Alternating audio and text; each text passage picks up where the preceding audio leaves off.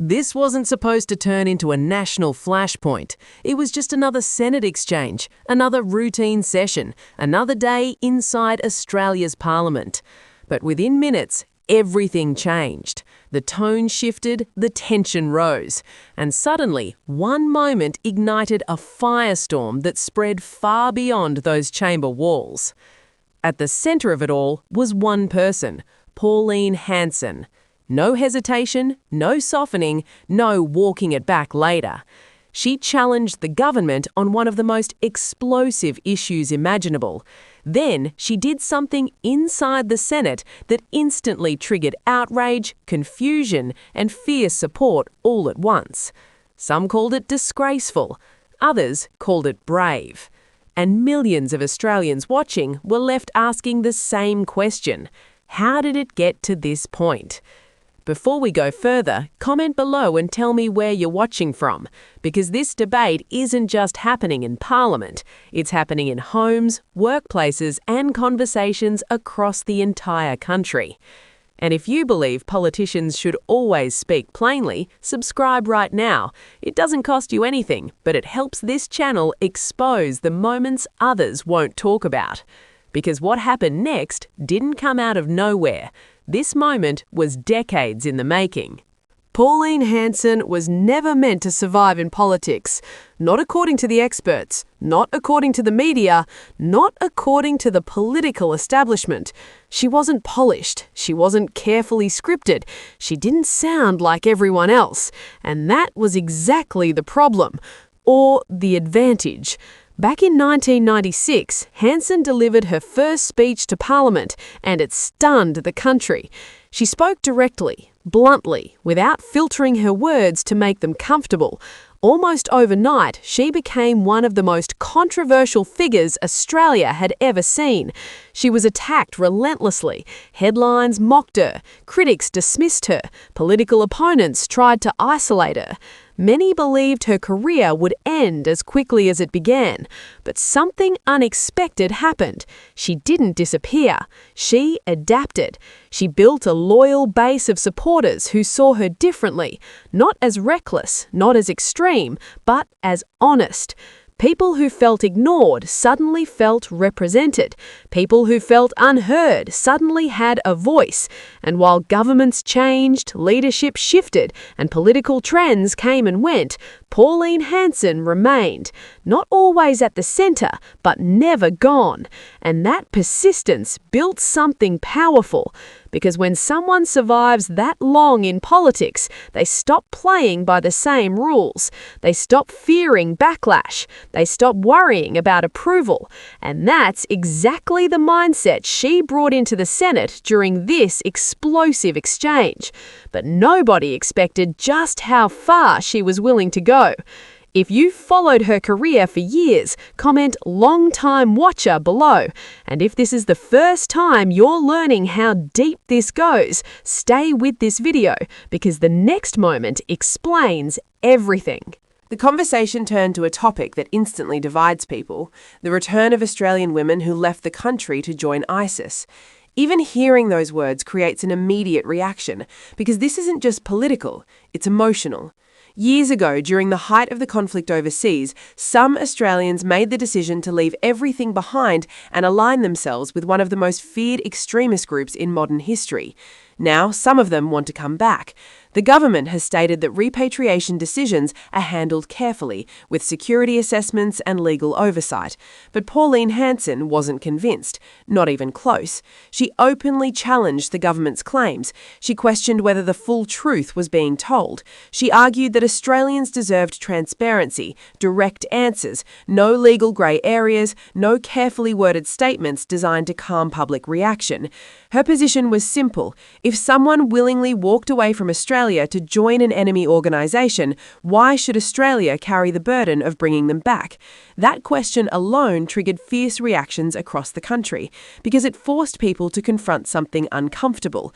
What does loyalty really mean, and who decides when it's broken? Many Australians are already struggling. Rent is rising, groceries cost more, mortgage payments are tightening household budgets, and hearing that taxpayer resources could be used for complex international repatriations hits a nerve. Not everyone agrees with Hanson's stance. Some argue compassion matters, others argue accountability comes first. But regardless of where people stand, one thing became clear in that Senate moment.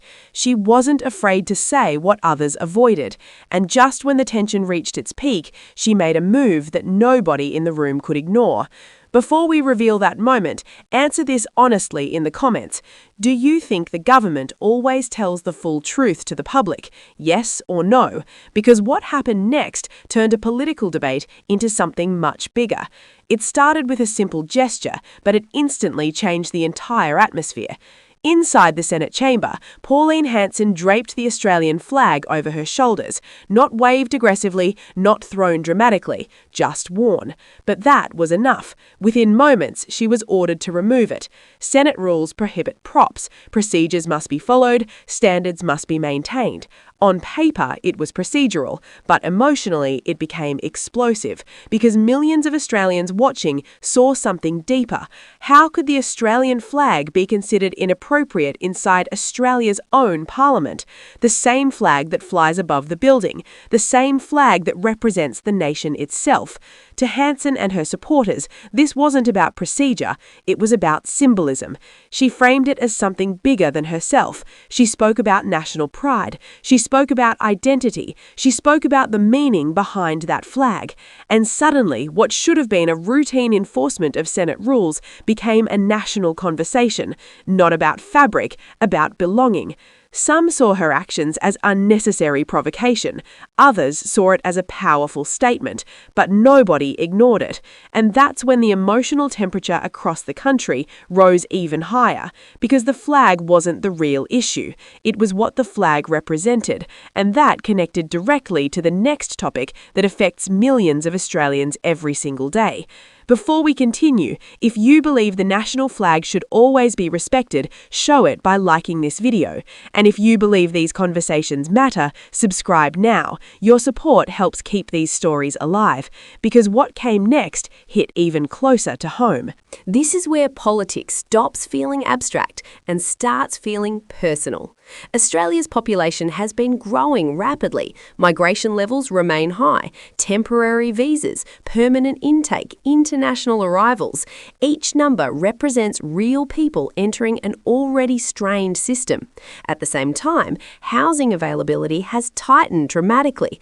Rental inspections attract dozens of applicants. Families compete for limited options. Young Australians struggle to secure their first home. Infrastructure feels stretched. Hospitals are busy. Roads are crowded. Services are under pressure.